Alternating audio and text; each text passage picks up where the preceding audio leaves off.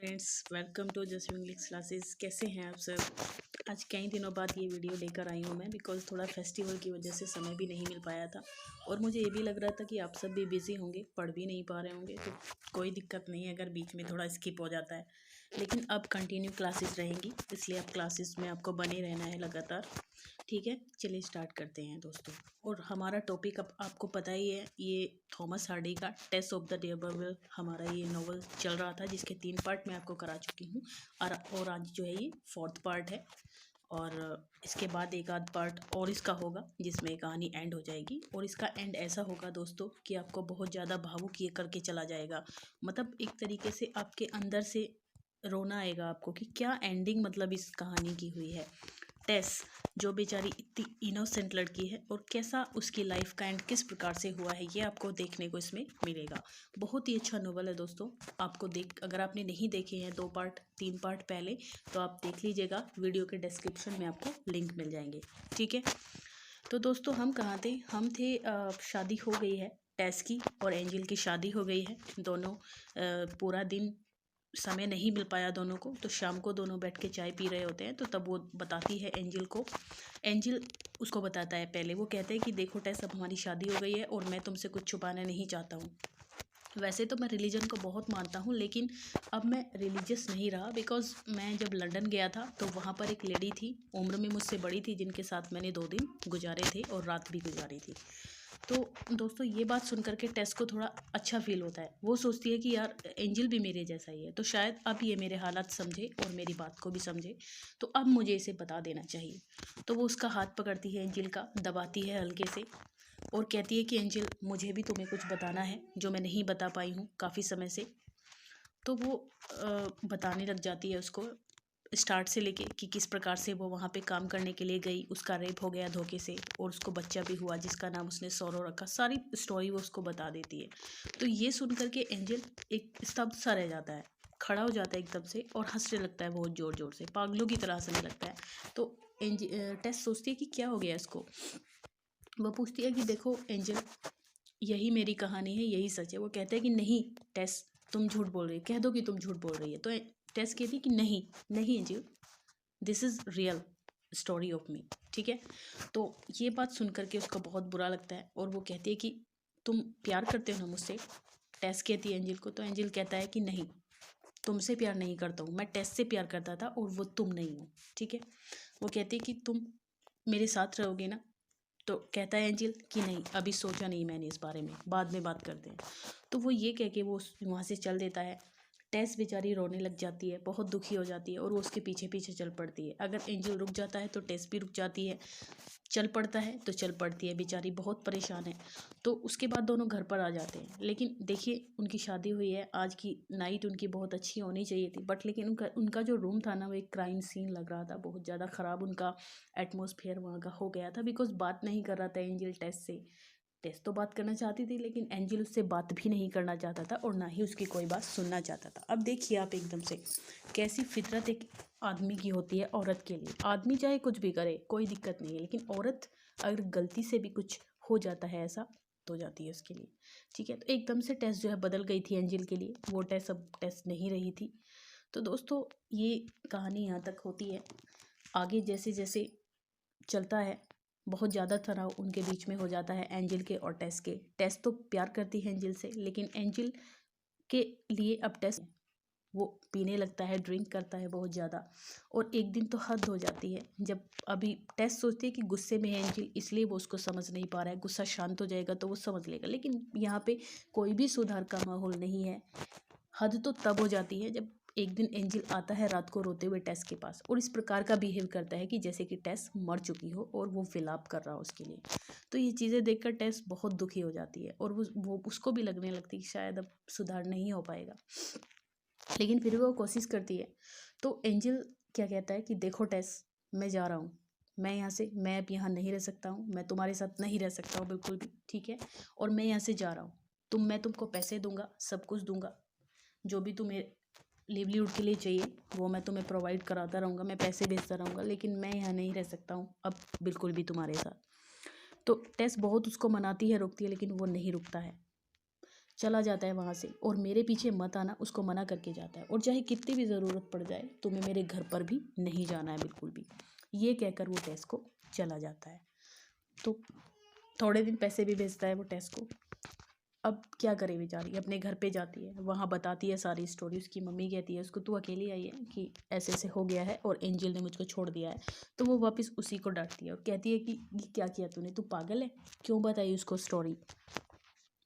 तो इसके बाद वहाँ पर भी, घर पर भी उसकी दाल नहीं गलने वाली थी, ये उसको महसूस होने लगता है, बिकॉज उसका कमरा भी उसके छोटे भाई बहनों को दे दिया गया था और उसके पेरेंट्स हमेशा बात करते रहते थे चोरी छुपे।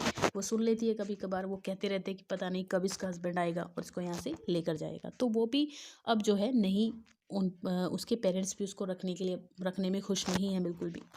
तो परेशान हो जाती है बेचारी चारों तरफ से, कभी यहाँ जाती है कभी वहाँ जाती है, कभी कुछ काम करती है कभी कुछ काम करती है, कमाती है थोड़ा बहुत खाती है। तो बहुत मेहनत करती है, एक एक जगह पे काम ढूंढने के लिए जाती है। तो वो सोचती है गाइज कि एक बार तो कम से कम वो बात करे। उधर एंजिल क्या करता है, एंजिल कहता है, वो सोचता है कि उसने उसको बहुत दुखी किया टेस ने, इसलिए वो पहले जो एक लड़की पसंद करती थी ना एंजिल को, जहाँ पर वो टेस के साथ काम करता था, उस क्या था वो, डेयरी है ना, डेयरी फार्म पे। तो वहाँ पर एक लड़की जो पहले एंजिल को पसंद करती थी, एंजिल उसको ब्राज़ील लेके जाना चाहता है अपने साथ, क्योंकि ब्राज़ील में उसको एक जॉब का ऑफ़र आया है। अपने पेरेंट्स से भी कहता है कि मुझे ब्राज़ील जाना है। तो वो कहते हैं कि चला जाइए ब्राज़ील, लेकिन बहू से तो मिलवा दो, अभी तक शक्ल भी नहीं देखी हमने उसकी, सब कह रहे हैं कि सुंदर है बहुत, तो कम से कम उससे तो मिलवा दें। तो वो कहते हैं कि नहीं, अभी नहीं मिलवा पाऊँगा मैं आपको उससे, बिकॉज़ वो अभी रेडी नहीं है, उसको रेडी करना पड़ेगा आपसे मिलाने के लिए एक बहू की तरह, ताकि वो आपके साथ बिहेव करे। तो इस प्रकार से उसको अभी रेडी करना है, अभी रेडी नहीं है वो आपसे मिलने के लिए, उनको ये सब कह देता है। तो मदर तो भाप लेती है, मदर कहती है उससे कि यार क्या मतलब, तुम्हारे साथ कोई लड़ाई झगड़ा हुआ है टेस की और तुम्हारे साथ। वो कहते हैं कि नहीं ऐसा कुछ नहीं है, बट अभी आप मुझसे कुछ बात मत कीजिए, बस मुझे ब्राज़ील जाना है, वहाँ पर मुझे जॉब करनी है, ठीक है। ये कह करके वो चला जाता है। उधर टेस को ये चीज़ पता चलती है कि बहुत उसको दुख होता है। अभी तक उसको इतनी ज़्यादा दिक्कत नहीं हो रही थी, तकलीफ़ नहीं हो रही थी, लेकिन अब उसको बहुत तकलीफ़ होती है जब उसको पता चलता है कि एक लड़की को अपने साथ ब्राज़ील लेकर जाने वाला था एंजिल। लेकिन एंजिल उसको लेकर तो जाने वाला था, लेकिन रास्ते में उससे पूछता है लड़की से जाते हुए कि क्या तुम मुझे टेस जितना प्यार कर सकती हो। तो वो लड़की कहती है कि नहीं एंजिल, टेस के जितना प्यार मैं तुमसे नहीं कर सकती, बिकॉज टेस तुम्हारे लिए जान भी दे सकती थी, जान से ज़्यादा चाहती थी वो तुम्हें। तो उसको कुछ रियलाइज होता है और वो टेस को वहाँ पर छोड़ के चला जाए, टेस नहीं सॉरी, जो लड़की उसके साथ जा रही होती है ब्राज़ील, उसको फिर वो वापस छोड़ जाता है, लेकर नहीं जाता है, ठीक है। देखो यहाँ पे मतलब उधर उसको तो छोड़ दिया टेस को, और दूसरी लड़की को अपने साथ लेके जा रहा था। खैर उधर टेस को बेचारे को ये पता चलता है तो कोने में जाकर रोने लगती है, सफ़ेद पड़ जाती है एकदम से, बहुत परेशान हो जाती है, बिकॉज उसको नहीं लगता था कि एंजिल ऐसा कुछ करेगा। उसको अभी भी लगता है कि एंजिल उससे बहुत प्यार करता है। तो जहाँ भी जाता है सब उसके साथ फ्लर्ट करना चाहते हैं, गलत हरकतें उसके साथ करना चाहते हैं, लेकिन एंजिल क्या करती है, वो कहती है कि मुझे कुछ ऐसा करना चाहिए जो मैं इन चीज़ों से बच सकूं। वो अपनी थ्रेडिंग हटवा देती है, ठीक है, थ्रेडिंग हटवा देती है और काला कपड़ा अपने मुंह पे वो लपेट के रखी, खूबसूरती किसी और को ना दिखे। और वो उसको पत्र भी लिखती है, परेशान हो जाती है, वो पत्र लिखती है एंजिल को कि कम से कम उसको कोई एड्रेस, पत्र क्या लिखती है अब इसको एड्रेस नहीं पता है। वो सोचती है कि कम से कम मैं एक पत्र लिख दूँ एंजिल को कि मैं तुम्हारे बिना कुछ भी नहीं हूँ।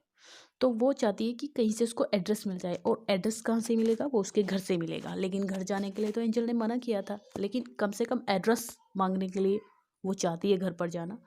तो वो बेचारी जाती है, कहीं से कपड़े अरेंज करती है ठीक ठाक से, बिकॉज़ अपने ससुराल में जा रही है। तो वहाँ जाती है तो घर पर ताला लगा मिलता है, घर पर कोई है नहीं। पता चलता है कि चर्च गए हैं, तो वो चर्च जाती है। तो वहाँ पर उसके जो एंजिल के दोनों भाई हैं बड़े, वो आपस में बात कर रहे होते हैं कि एंजिल ने कैसी लड़की से शादी कर ली है, मतलब कैसी घटिया लड़की से शादी की है, वो हमसे मिलने लायक भी नहीं है, ये वगैरह वगैरह। तो ये सब सुनकर के ना टेस की हिम्मत नहीं होती है बेचारे की, तो कि वो बात कर सके सही, ठीक है। तो वो मिलती नहीं है, फिर उसकी हिम्मत ही नहीं होती मिलने की, वो वहाँ से बेचारी वापस चल देती है। थकी हारी पैदल जा रही है, बहुत परेशान हो जाती है, एक जगह बैठ जाती है। तो वहाँ पर क्या देखती है कि एक प्रीचर, वहाँ पे कुछ आदमी बैठे हुए हैं और एक प्रीचर है, वो वहाँ पे अपनी स्पीच दे रहा है। तो जैसे स्पीच दे रहा होता है तो वहाँ पर उसको कुछ आवाज़ जानी पहचानी सी लगती है, उसको लगता है कि शायद ये जाना पहचाना है कोई बंदा। तो उसको एकदम से समझ में आता है कि वो जाना पहचाना क्या, वो तो एलेक है, एलेक कौन? जिसने उसका रेप किया था। बहुत दुखी होती है बेचारी की, मतलब लोग कैसे ऐसे इंसान को एक्सेप्ट कर सकते हैं एक साधु के रूप में, जिसने से इतना घिनौना काम किया था मेरे साथ। तो वो चल देती है वहाँ से। उधर एलेक भी पहचान लेते हैं कि ये तो टेस है, तो उसके पीछे पीछे चल देता है। तो उसको लगता है कि मेरे पीछे कोई आ रहा है। जैसे ही पीछे मुड़ती है, एलेक खड़ा हुआ है। एलेक कह रहा है कि टेस रुक जाओ। तो वो कहते हैं कि नहीं, तुम मेरे पीछे मत आओ। टेस कहती है उससे। वो कहता है देखो टेस, मैं बदल गया हूँ, अब मैं वैसा नहीं रहा हूँ। मेरी मदर के डेथ के बाद मैं बिल्कुल बदल गया हूँ। तो वो कहते हैं कि नहीं, मुझे तुम पर भरोसा नहीं है एलेक, मेरी शादी हो चुकी है। वो कहते हैं कि वो फिर उससे रिक्वेस्ट करते हैं कि कम से कम एक बार उसके साथ बात करें। तो बैठ के उसको पूरी कहानी सुनाती है। टेस उसको पूरी स्टोरी सुनाती है कि कैसे कैसे उसकी शादी हुई है ना, और तुमने ऐसा किया मेरे साथ, मेरी शादी हुई, एंजल ने भी मुझे छोड़ दिया। तो कहते हैं कि एंजल अब नहीं आने वाला है टेस, और मैं भी ये साधु वादुगिरी छोड़ दूंगा, मैं तुमसे शादी कर लूँगा। लेकिन टेस कहती है कि बदतमीज हो क्या तुम, तुम्हें पता नहीं मेरी शादी हो चुकी है, और एंजल आएगा, मुझे भरोसा है इस बात का। खैर चली जाती है वहाँ से। लेकिन एलेक उसका पीछा नहीं छोड़ता है। जहाँ पे बेचारी एक जगह पे वो काम करती है, बंजर जगह पे उसको काम मिला हुआ है, बहुत मेहनत करती है, तो धूप में काम कर रही होती है। वहीं पे एलेक आता है, उससे कहता है कि टेस मुझसे शादी कर लो, देखो मैं सब कुछ बेच बेच के हम चले जाएंगे अफ्रीका, मिशनरी बन जाएंगे, और मेरी वाइफ बन के तुम वहाँ पे चलना मेरे साथ प्लीज़। तो वो उसको खींच के थप्पड़ मार देती है गुस्से कि तुम एक बार में समझ नहीं आता जब मैंने तुमसे बोल दिया कि मुझसे दूर रहो, ठीक है। तो वहाँ से तो चला जाता है। उसको बुरा लगा वैसे एलेक को बहुत, लेकिन वो वहाँ से फिर चला जाता है कि यार चलो देखते हैं आगे क्या रहता है, ठीक है। चला गया एलेक, लेकिन वो उसका पीछा नहीं छोड़ता है, वो जाता है। फिर हार थक के घर चली जाती है टेस अपने, वहाँ पे काम करती है अपने, कभी कुछ करती है कभी कुछ करती है। तो एलेक एक दिन क्या देखती है कि जहाँ पे वो काम कर रही है, एलेक भी वहाँ उसके साथ काम कर रहा है, ठीक है। तो वो फिर से उसको कहते हैं कि मुझसे शादी कर लो। घर वालों को पता चलता है कि एलेक टेस से शादी करना चाहता है, तो वो भी उसको फोर्स करते हैं कि देखो कितना अच्छा लड़का है, तुम्हारी हेल्प करना चाहता है, तुमसे शादी करना चाहता है। तो एक दिन क्या होता है, शादी करना चाह रहा होता है, ठीक है। तो उनकी फोर्स करने से भी वो उस टाइम पे तो नहीं मानती हैं दोस्तों। अब देखिए आगे क्या होता है, टेस उससे शादी करती है या नहीं करती है, या बेचारी टेस का होता क्या है, ये सब चीज़ें अगली वीडियो में हम डिस्कस करेंगे, ठीक है। आज तक का सफ़र हमारा यहीं तक था।